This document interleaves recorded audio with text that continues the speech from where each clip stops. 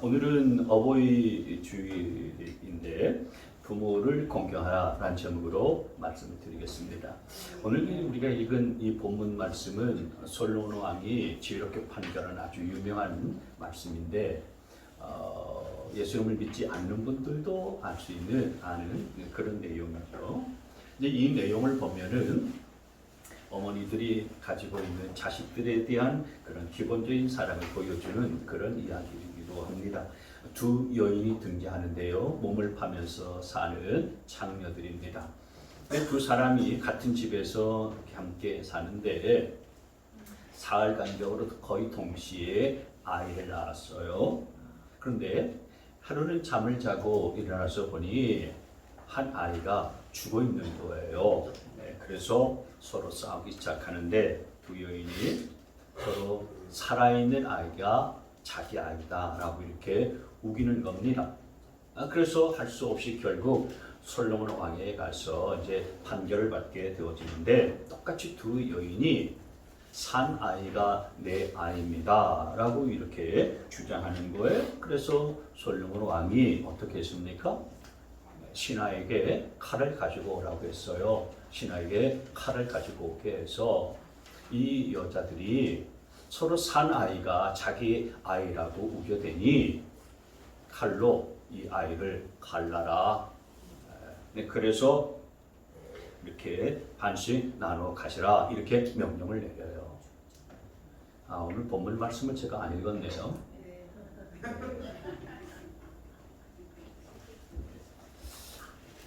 자, 그러면 본문 말씀 한번 읽겠습니다. 창세기 3장 16절에서 28절.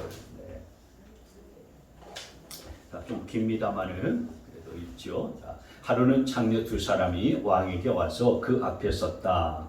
그 가운데서 한 여자가 나서서 말하였다. 이는 내 아이입니다. 저희 두 사람은 한 집에 살고 있습니다. 제가 아이를 낳을 때에 저 여자도 저와 함께 있었습니다. 그리고 제가 아이를 낳은 지 사흘 만에 저 여자도 아이를 낳았습니다.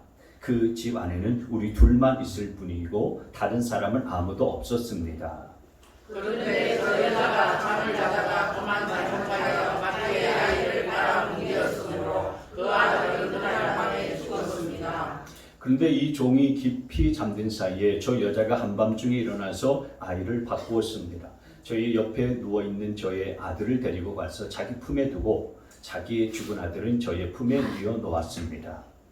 제가 새벽에 저희 아들에게 젖을 먹이려고 일어나서 보니 아이가 죽어 있었습니다. 아침에 제가 자세히 들여다보았는데 그 아이는 제가 낳은 아들이 아니었습니다. 그러자 다른 여자가 되들었다. 그렇지 않다는 것이었다.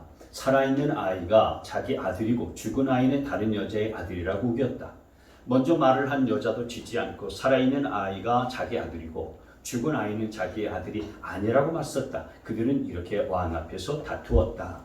왕은 속으로 생각하였다. 두 여자가 서로 살아있는 아이를 자기의 아들이라고 하고 죽은 아이를 다른 여자의 아들이라고 하다. 그렇다면 좋은 수가 있다. 왕은 신하들에게 칼을 가져오게 하였다. 신하들이 칼을 왕 앞으로 가져오니 왕이 명령을 내렸다. 살아있는 이 아이를 돌로 나누어서 반쪽은 이 여자에게 주고 나머지 반쪽은 저 여자에게 주어라. 그러자 살아있는 그 아이의 어머니는 자기 아들에 대한 모정이 불타올라 왕에게 애원하였다. 제발 임금님 살아있는 이 아이를 저 여자에게 주시어도 좋으니 아이를 죽이지는 말아 주십시오. 그러나 다른 여자는 어차피 내 아이도 안 될 테고 네 아이도 안 될 테니 차라리 나누어 가지자 하고 말하였다.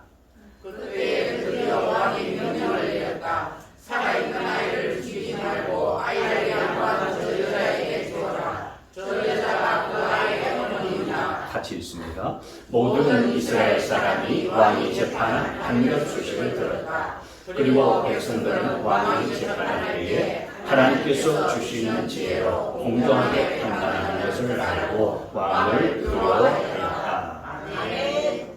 자, 그래서 이 두 여인에게 솔로몬 왕이 칼로 아이를 갈라서 반씩 나눠줘라 이렇게 이야기하니까 가짜 어머니는 그것을 순순히 그냥 받아들이고 수용을 했어요.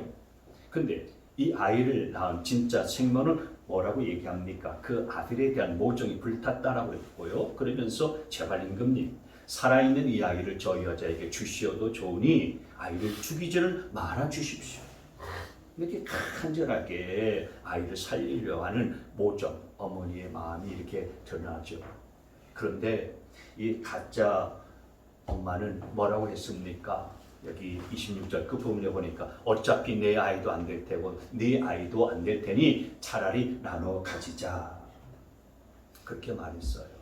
그래서 이걸 보고 솔로몬 왕이 살아있는 아이 죽이지 말고 저 여자에게 주어라. 그래서 지혜롭게 판결해서 진짜 생모에게 그 아이를 줬다라는 얘기인 겁니다. 아무리 몸을 팔면서 사는 장녀라고 할지라도 자기 몸에서 낳은 그런 자식들한테는 정말 애틋한 사랑으로 그렇게 사랑하는 것이 부모의 마음이다라고 하는 것입니다. 오래전 얘기입니다만은 이화 여대에 다니던 한 미모의 여대생이 자기 오빠가 몰고 가던 차를 타고 집으로 귀가하던 중에 음주운전하던 그런 트럭 운전사의 차에 부딪혀서 엄청난 사고를 당했어요. 그래서 얼굴하고 온 전신이 3도 화상을 입었어요. 그냥 온 몸이 완전히 만신창이가 됐던 거죠. 이번에 이제 이지선 자매라고 하는 분인데요. 이 대학생 때의 그런 아리따운 그런 미모를 가지고 있는 모습이에요. 근데 이 자매가 큰 화상을 입고 무려 10번이나 수술을 하고 또 이식도, 피부 이식도요 30번 넘게 했어요. 그러니까 화상을 입지 않으면 다리 쪽에 이제 살을 이제 떼가지고서 얼굴에다가 그렇게 뜯어 붙였는데 이런 얼굴이 된 거예요. 근데 이제 이런 얼굴, 피부 이식 수술, 그런 온갖 수술을 30번 넘게 하면서도 살아났어요. 살아나서 소망을 가지고서 간증 집회도 수없이 다니고 지금은 모교인 이화여대 교수님으로 재직 중에 있는데 이분이 간증하는 것 중에 자기가 살아날 수 있었던 가장 근본적인 이유가 있는데 이렇게 이야기해요. 정말 이렇게 헝겊처럼 이렇게 기워진 얼굴을 가지고서 거울을 그렇게 들여다보니까 자기도 참 기가 막히잖아요. 이게 너무나도 흉측한 거예요. 꽃다운 그 청춘의 나이에 이렇게 가장 예쁘고 가장 아름다운 그런 20대의 사고를 당해서 얼굴이 정말 해괴한 괴물 같은 모습으로 변한 자신의 모습을 거울을 딱 보면서 기가 막힌 거예요. 거울을 딱 내려놓고서 엄마한테 그런 얘기했어요. 엄마, 내 얼굴 이렇게 됐는데 엄마 혹시 내 얼굴, 엄마 얼굴과 바꾸자고 하면은 바꿔줄 수 있어, 엄마? 그랬더니 그 엄마가 대답하는 말, 100번이라도 지선아, 100번이라도 내 얼굴을 네 얼굴과 바꿀 수 있다면은 바꿔줄 수 있어. 여러분 그렇게 대답하는 거 어디 그 엄마뿐만이겠습니까? 세상의 모든 어머니들이나 또 부모님들의 마음이 그거 아니겠어요? 내리사랑. 부모가 자식을 향한 사랑은 그토록 숭고한 내리사랑인 거예요. 저는 이 내리사랑이 하나님께서 우리에게 주신 가장 귀하고 가장 아름다운 마음이라고 생각해요. 그건 노력이 필요하지 않잖아요.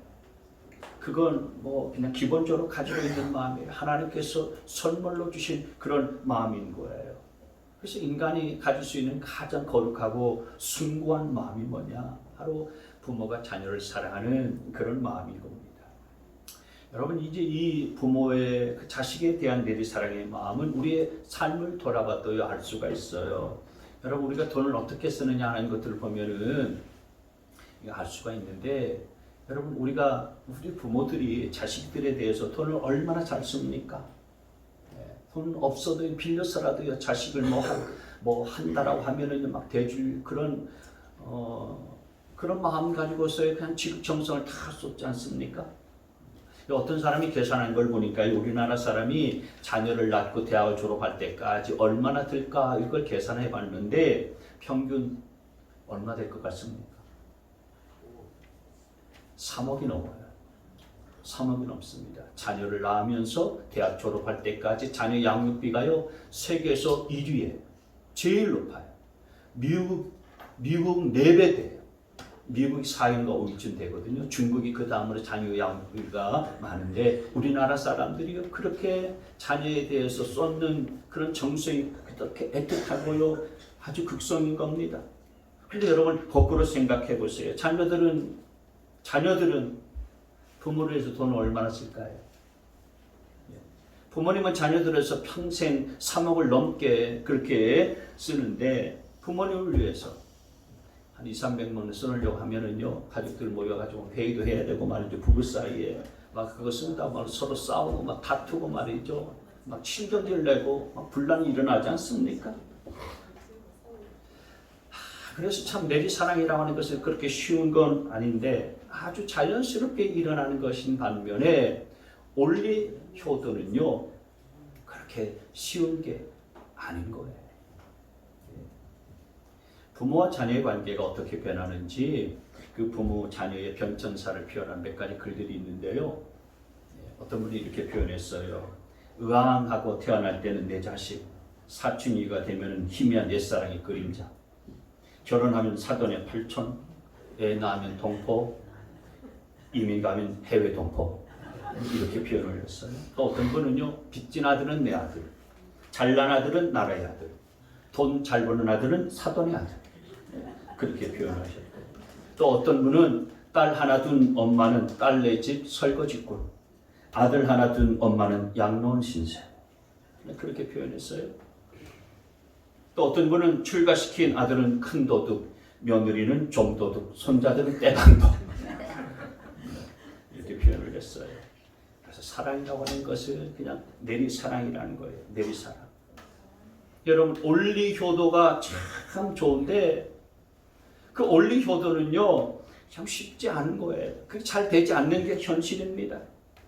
그래서 자녀들이 부모를 올리효도, 올리사랑, 올리존경 그게 쉽지 않기 때문에 하나님께서 엄히 명령으로 말씀하신 것이 뭐냐? 너희는 부모를 공경하라. 부모에게 순종해라. 부모를 중히 여겨라. 부모를 존중해라. 부모에게 효를 행하면서 살아라. 아멘. 한 분도 없으십니까? 어떻게? 왜 부모에게 그렇게 순종하고 공경하라는 말씀을 하시는 걸까요? 여러분 성경을 보면은 부모에게 내 자녀를 사랑하라 이런 말씀은 없어요. 부모에게 내 자녀 사랑해라 이런 말씀이 없어요. 왜냐하면 부모가 자녀를 사랑하는 것은요 거의 자동으로 하는 거니까요. 그러니까 내리사랑은 그냥 거의 자동이에요. 거의 자동인 것이면 누가 시키지 않아도 거의 본능적으로 하는 것이 내리사랑이고요. 부모가 자녀에 대한 사랑인 것입니다. 근데 자녀들에게 부모에게 순종하고 부모를 공경하라. 하나님께서는 이것을 십계명 중에 제일 위에 올려놓으셨어요. 왜 십계명 중에 제 1계명부터 4계명까지는 대신계명 하나님을 향한 계명이고 5계명부터 10번째까지의 계명은요 대인계명 사람을 향한 계명의 말씀이거든요. 그 대인계명 중에 제일 첫 번째, 5번째 계명을 하나님께서 왜 네 부모를 공경하라 이 말씀을 포함시켜 놓은 이유는 뭐겠습니까? 그렇게 안 하니까요. 그렇게 공경을 안 하고 순종을 안 하니까.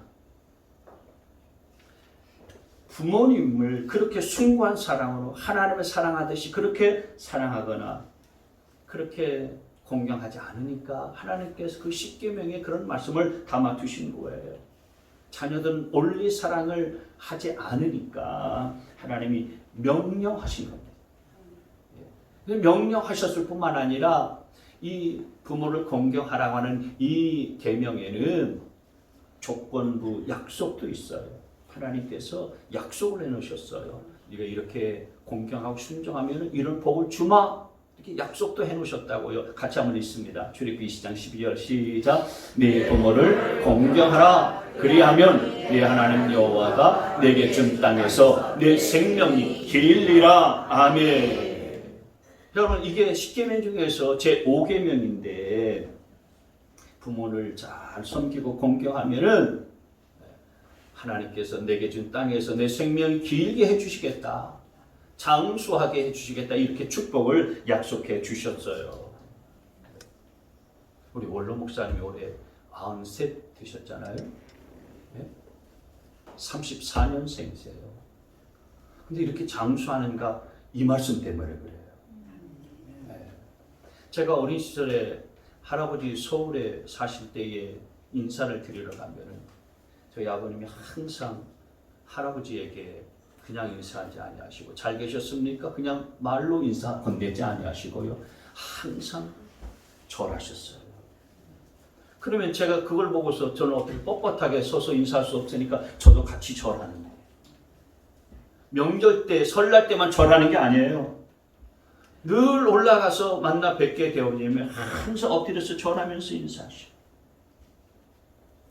할아버님이 96세 세상 뜨셔서 천국 가셨거든요. 그렇게 효도를 지극히 하니까 하나님께서 약속의 말씀대로요 장수하게 하시는 줄 믿습니다. 이게 약속 있는 첫 계명이라고 그랬어요. 네가 이렇게 부모를 공경하고 순종하면은 네가 오래 살 것이다. 네 생명 길게 내가 복을 주실 것이다. 그렇게 약속해 주셨는데요. 저는 이 말씀이 정말 진짜 하나님의 명령의 말씀이구나, 약속의 말씀이구나. 그걸 확인하면서 산다니까요. 여러분 제1계명 내 하나님 외에 다른 신을 섬기지 마라. 중요하잖아요. 제2계명이 우상을 만들지 마라. 3계명이 내 이름을 망령되게 부르지 마라. 4계명 안식일을 기억하여서 거룩하게 지켜라. 여러분 이 계명들 다 중요하잖아요. 근데 이 중요한 이 계명들에게는 어떤 그 약속도 없어요. 왜냐하면 당연히 그렇게 지켜야 되니까요. 하나님에게 다른 신 섬기지 말아야 되고 하나님의 이름을 망령되게 부르지 말아야 되고요. 그리고 또 안식일 주일이 되면은 하나님 앞에 나와서 예배하는 것은 당연히 해야 되는 것이기 때문에 그것은 지켜도 우리에게 특별한 축복을 약속해 놓은 것이 아니었는데 하나님은 5번째 계명 제5계명 내 부모에게 순종하고 공경하라 이 말씀에는 이 같은 축복을 약속해 놓으셨다고요. 그리하면 네가 준 땅에서 네 생명이 길리라. 에베소서 말씀해 보면은 네가 잘 되고 장수할 것이라고 그렇게 말씀하셨어요. 땅에서 잘 되고 형통하게 될 것이라고 하는 축복도 약속해 주셨어요. 그래서 약속 있는 첫 계명이라고 그 제5계명을 그렇게 부르는데 왜 이렇게 하셨을까요? 왜 이렇게 명령까지 하시면서 말씀하신 걸까요? 안 하니까. 그렇게 순종도 안 하고 그렇게 공경도 안 하니까 하나님께서 약속을 붙여가지고서 그 계명을 말씀을 해주시는 거예요. 그렇게 좀 해라. 부모에게 순종하고 부모에게 공경하면서 살아. 그러면 네가 이 땅에서 잘 되고 장수할 거야. 하나님이 그렇게 약속까지도 그렇게 붙여놓고서 말씀하시고 명령하시는 거예요. 그러면 여러분 우리가 이렇게 부모님을 공경해야 되는데 어떻게 공경해야 될 것인가? 이 성경 말씀이 있습니다. 특별히 잠언 23장의 말씀을 볼 텐데 이 잠언 23장의 말씀들 한번 보시면서 부모님을 공경하는 것에 대해서 그 방법을 성경이 가르쳐 주는 것을 우리 한 절씩 한번 보려고 해요. 첫 번째는 부모를 중히 여겨야 한다는 거예요. 같이 한번 읽습니다. 시작. 부모님을 중히 여겨야 한다. 부모님을 귀히 여길 수 있게 되어지기를 바랍니다. 잠언 23장 22절입니다. 시작. 너를 낳아준 아버지에게 순종하고 늙은 어머니를 없이 여기지 마라. 아버지에게 순종하고 아버지의 말씀을 잘 듣고 늙은 어머니 없이 여기지 마라. 왜 이럴까요? 어머니를 만만하게 여기고 없이 여기는 자식들이 있기 때문에 그런 것입니다.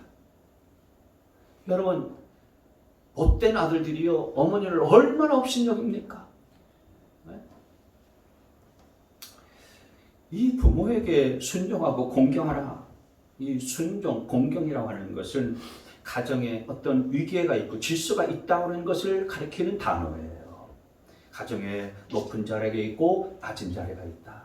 가정에는 서열이 위인 분이 계시고 또 서열이 아래인 분이 계신다라고 하는 거예요. 가정에서 세워주신 하나님께서 세워주신 가장 중요한 서열, 가장 높은 서열은 가장 연세 많이 드신 어르신, 바로 부모님들이시라는 것입니다. 그 부모님의 권위에 순종해라. 그 부모님을 귀히 여기는 것이 하나님께서 저와 여러분을, 우리 자녀들을 향하신 하나님의 뜻이다라는 사실들을 믿으시기를 바랍니다. 나폴레옹 황제가 전 유럽을 제패하고 폴란드를 방문했는데 폴란드의 한 영주의 환영을 받게 됐어요. 근데 그 영주의 집에서 식사 자리에 초대를 받아서 식사 자리에 가게 되어졌는데 자리에 앉아서 보니까 자기가 황제인데도 불구하고 제일 높은 자리에 앉아 있는 게 아닌 거예요. 가만히 보니까 저 옆에 더 높은 자리에 두 자리가 비어 있는데 자기는 한 세 번째 자리쯤 앉아 있는 겁니다. 그래서 일단 기분이 별로 안 좋게 앉아 있는데 나중에 보니까 어떤 어른들이 오셔서 그 영주가 그 높은 자리로 안내해서 앉게 해드리는 거예요. 그 영주의 부모님인 거예요. 식사를 마치고 나와서 이 나폴레옹의 부하들이 그 영주에게 아주 그런 얘기를 합니다. 아주 강하게 항의를 해요. 아니 황제가 영주집에 왔는데 어떻게 그런 자리에 앉아서 식사하게 할 수가 있느냐? 근데 나폴레옹이 그 부하들이 하는 이야기를 만류하면서 그렇게 나무라지 말라. 오히려 칭찬받을 일을 한 것이다. 그렇게 이야기할 때에 영주가 나폴레옹에게 이런 이야기를 했어요. 황제께서는 프랑스에서 가장 중요한 분이시겠지만 그러나 우리 가정에서 가장 중요한 분은 바로 우리 부모님이십니다. 그래서 제가 그 높은 자리를 우리 부모님께 드렸습니다. 그래서 황제가 고개를 끄덕거리고 잠시 프랑스에 다시 돌아왔을 때에 이 이야기를 하면서 모든 국민들로 하여금 가정에서 가장 높은 자리에 계셔야 될 분은 부모님들인 것을 그렇게 강조하고 이야기하면서 우리 이 나라가 부모님이 가장 높고 귀한 자리에 앉아 있어야 할 것이다 라고 그렇게 교육하고 강조했다라고 하는 말이 전해지고 있어요. 여러분, 부모님을 공경하라고 하는 것은 우리 가정에서 부모님이 가장 높은 자리에 계셔야 된다는 거예요. 가장 귀한 자리에 계셔야 된다라고 하는 것입니다. 그래서 부모님에게 공경하고 부모님에게 순종하라 없이 여기지 말라라고 말씀하고 있는 겁니다. 부모님이 자녀에게 잘해줄 때만 부모님을 공경하고 순종하는 거 아닌 겁니다. 부모님이 나에게 잘해주지 못한다 할지라도 부모님은 부모님의 지위가 있고 부모님의 권위가 있기 때문에 그 권위 앞에서 순종하는 것이 자녀들의 온전한 도리인 줄 믿으시기를 바랍니다. 두 번째로 진리를 따라서 의롭게 살아야 하는 것입니다. 같이 한번 읽습니다. 시작. 진리를 따라 의롭게 살아야 한다. 23절을 보세요. 진리를 사들이되 팔지는 말아라. 지혜와 훈계와 명철도 그렇게 하여라. 의인의 아버지는 크게 기뻐할 것이며 지혜로운 자식을 둔 아버지는 크게 즐거워할 것이다. 결국 뭘 하라는 얘기입니까?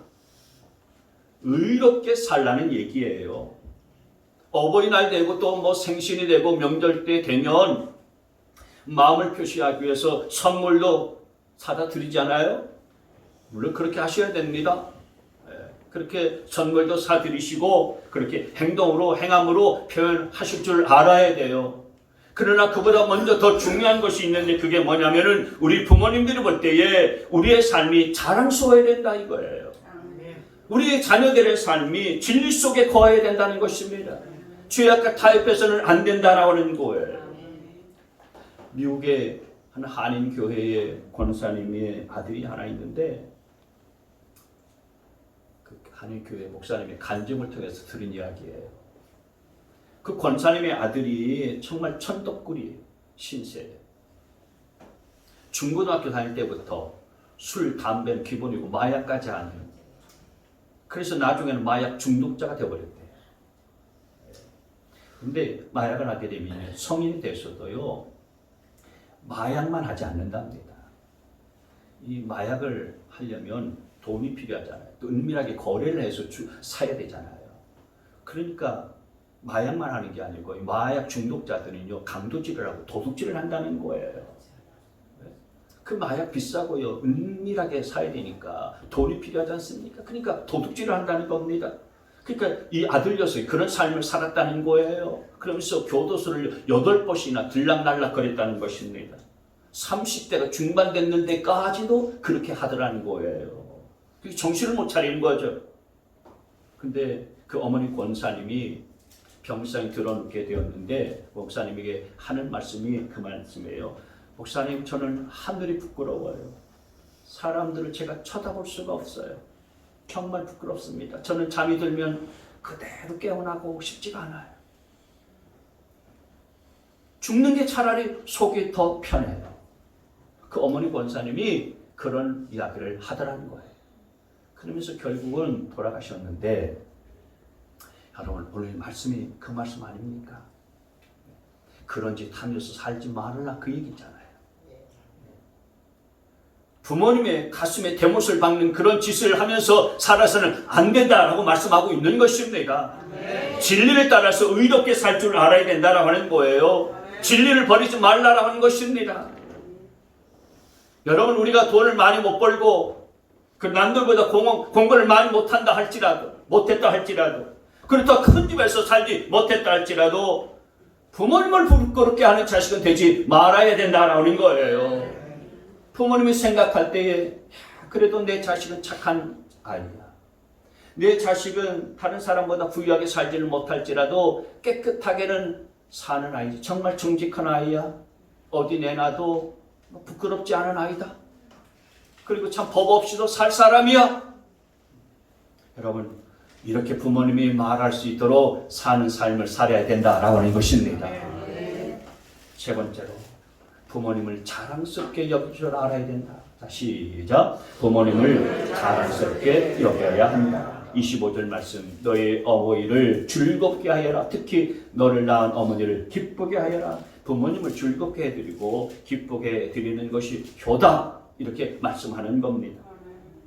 부모님은 자기 자신이 성공한 것도 기쁘고 즐겁지만은, 그러나 자기보다도 자식이 성공하는 것이, 자식의 복을 받고 형통한 것이 더 큰 기쁨이고요, 즐거움인 줄 믿습니다. 그래서 자녀가 잘되고 성공하게 되어주면 말이죠, 너무 좋아가지고 입이 귀에 걸리고 말이죠, 동네 사람들에게 누가 뭐 얘기하라고 하지도 않았는데 말이죠, 막 얘기한다고 정신을 못 차리지 않습니까? 그 방법을, 부모님을 그렇게 즐겁게 하고 기쁘게 해드리는 방법을 26절에 내 아이들아, 나를 눈여겨보고 내가 걸어온 길을 기꺼이 따라라, 그렇게 말씀했어요. 부모가 걸어온 길들을 눈여겨보면서 자랑스럽게 생각하고 기꺼이 따를 줄 알아야 된다는 것입니다. 여러분, 보통 자녀들 세대는 거의 대부분 그래요. 부모 세대보다 공부도 더 많이 하고 또 사회적으로나 직장에서도 보면은 좋은 위치 가운데서 그렇게 생활하고 그리고 더 나은 그런 삶을 살잖아요. 그래서 가난하고 못 배운 부모에 대해서 자랑스럽게 여기기보다는 부끄럽게 여기는 경우들이 있을 수가 있어요. 근데 그게 뭐냐? 불효라고 하는 거예요.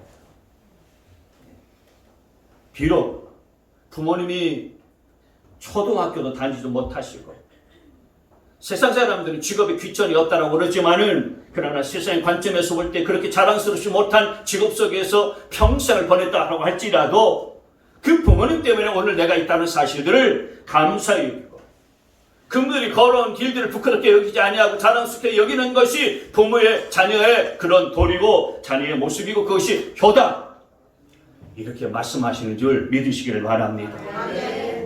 여러분, 미국의 링컨 대통령을 잘 아시잖아요. 링컨 대통령이 참 불안한 환경 속에서 살지 않았습니까? 그의 가정이 너무나도 찢어지게 가난했기 때문에 힘들게 그냥 독학하다시피 하면서 공부를 했어요. 예, 아버지는 구두 수선공이었잖아요. 구두를 수선하면서 끼니를 겨우겨우 때우면서 사는 아주 지독하게 가난한 그런 가정에서 살았기 때문에 스스로 독학하고 그러면서 변호사가 되어졌고 나중에는 미국의 대통령 자리 가운데에 오르게 됐잖아요. 지금 미국 사회는 그렇지 않지만은 이 당시에 18세기 때에 미국에는 노예가 여전히 있었고요. 그때는 직업의 귀천이 있었던 그런 시대였어요. 그래서 야당에서 정적들이 이 대통령을 링컨 대통령을 공격할 때는 꼭 들먹이는 것이 뭐냐면 링컨의 학벌을 들먹이고 공격했어요.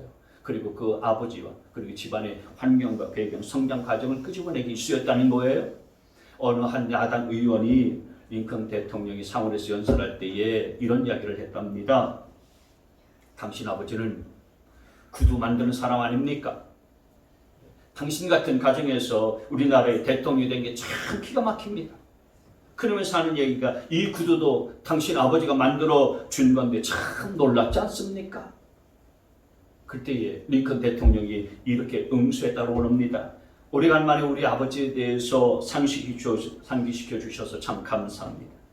그런데 당신이 잘못 알고 있는 게 하나 있는데 우리 아버지는 구두 만드는 사람이 아니라 구두 수선공이었습니다. 저도 자랑스러운 우리 아버지 등 너머로 구두 수선하는 것을 어렸을 때부터 배워왔으니 혹시 당신 구두가 망가졌으면 저한테 주세요. 제가 고쳐드리겠습니다.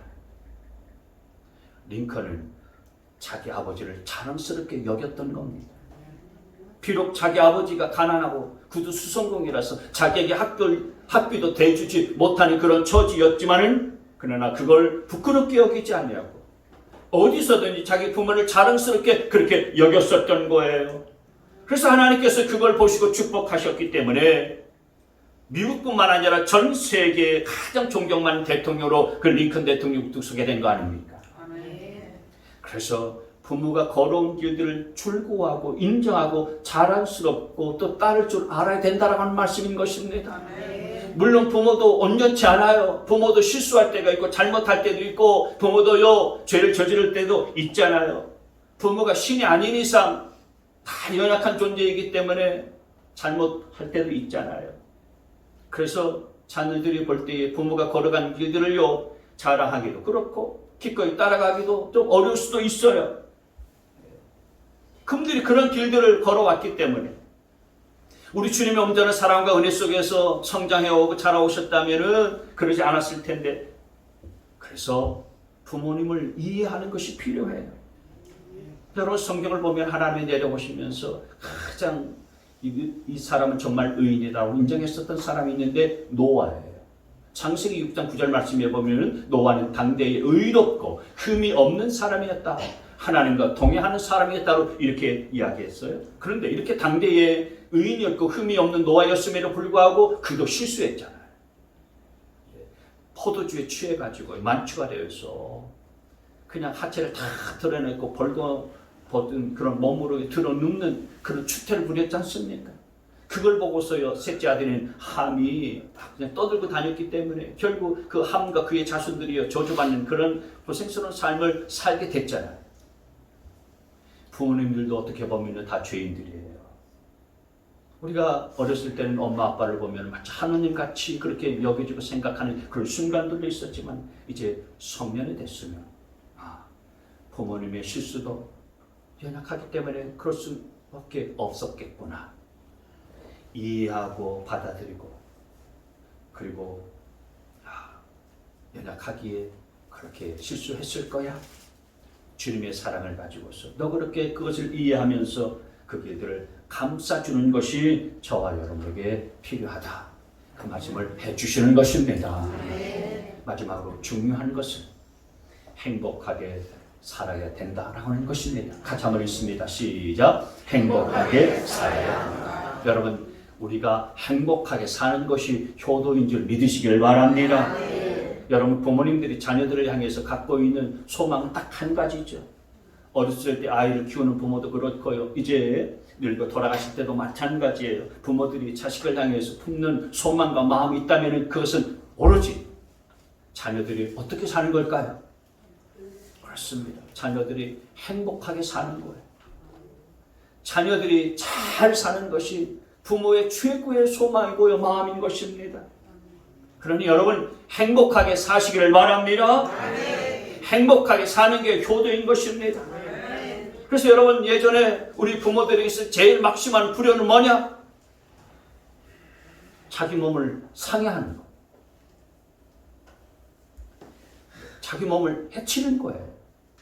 죽겠다고 하는 거예요. 일이 안 되고 꼬이니까 말이죠. 부모 앞에서 미치겠다, 막 죽겠다, 죽어버리겠다. 이게 제일 막심한 불효예요. 연세 드신 어른분들, 65세 이상의 어른분들을 대상으로 해서 조사한 어르신들이 생각하는 복된 죽음은 어떤 죽음인가? 7가지인데요. 조사한 게 있어요. 첫째는 부모를 앞선 자녀가 없는 죽음. 자녀가 부모 앞서서 죽는 그 죽음 말고. 두 번째, 자녀가 임종을 지켜주는 죽음. 이게 복된 죽음입니다. 세 번째로 자식에게 부담을 주지 않는 죽음. 네 번째, 부모 노릇을 다 하고 죽는 죽음. 이게 복된 죽음입니다. 다섯 번째로 고통이 없는 죽음. 여섯 번째, 천수를 다한 죽음. 일곱 번째, 준비된 죽음. 이게 복된 죽음이라고 했는데 앞부분에 다시 돌아가서 첫 번째부터 네 번째까지 다 자식과 관련된 거잖아요. 7가지 중에서 4가지가 자식과 관련된 거예요. 그러니 부모는 다 자식이 잘 되는 그런 마음이 있는 것입니다. 죽는 순간에까지도 내가 자식한테 패끼쳐서는 안 된다. 이런 마음이 부모에게 다 있는 거예요. 마지막 죽어가는 그 순간에도요. 자신에게 패끼치지는 말아야지. 최소한 내가 오래 살든 적게 살든 내가 아이들 죽는 거는 내가 못 본다. 이게 부모님의 마음인 것입니다. 부모님의 마음. 오늘 부모님이 세상 뜨셔서 이 세상에 정말 부모님께 효도하고 싶어도 부모님께 효도하지 못하는 부신들이 계실 텐데 그렇게 생각하실 필요가 없습니다. 하늘나라에 계신 부모님도 부모님이세요. 그 부모님께 효도하는 마음이 뭡니까?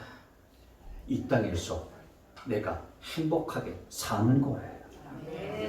행복하게 사는 겁니다.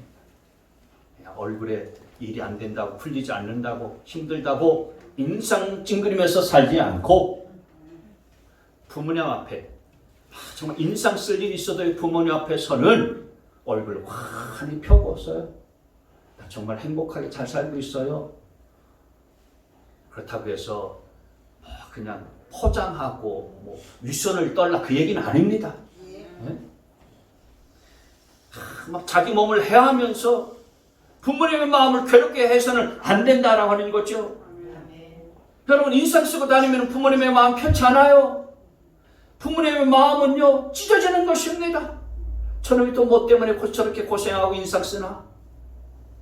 그런데 여러분 부모님이 비록 이 땅에 살고 계시진 않을지라도 저 하늘나라에서 내려다보면서 그래 네가 이 땅에서 잘되는 모습 보니 내가 너무나도 행복하다. 내가 참 마음이 좋다. 네가 행복한 모습을 보니 나도 행복하구나. 그렇게 여러분 우리가 잘 살아드리는 것이 부모에 대한 최대의 효도인 것을 믿으시길 바랍니다. 그래서 오늘 이 말씀을 잘 가슴에 새기시고 우리가 부모님들을 잘 섬기고 공경해서 정말 하나님이 약속하신 귀한 축복들을 받아 누리는 우리 모두가 다 되시길 주님의 이름으로 축원합니다.